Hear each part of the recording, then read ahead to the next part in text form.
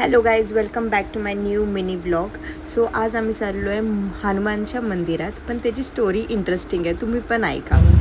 त्याला विश्रांतीसाठी दोन ठिकाणी जागा दिली, दोन ठिकाणी आराम केलेला आहे. एक इलाहाबाद आणि एक खुलदाबाद.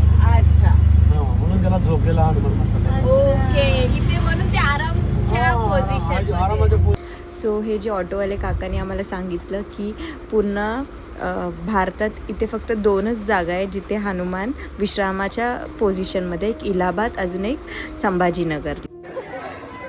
आमचं दर्शन झालं. हा आहे मंदिर. सो आता आम्ही चाललो आहे लक्षविनायक मंदिर. पुण्याला अष्टविनायक आणि वेरूळमध्ये लक्षविनायक. आज 16 नंबरचा लक्षविनायक आहे. पुण्यामध्ये 15 नंबरचा आणि 14 नंबरचा बॉम्बेमध्ये सिद्धिविनायक. लक्ष म्हणजे आपण ज्या कामाचं लक्ष बनवतो ना, यांची पूजा केली जाते. लक्ष म्हणतो ना, लक्षविनायक. सिद्धीसाठी सिद्धविनायक, लक्षसाठी लक्षविनायक आणि अष्टमीसाठी अष्टविनायक. तो हा आहे लक्षविनायक मंदिर. इथे पण मुलांना शर्ट काढून दर्शन घ्यायला लागतं. Best experience. खरंच तुम्ही पण इथे या आणि छोट्या गणपती बाप्पाचे आशीर्वाद घ्या. सो हा आहे शिव मंदिर.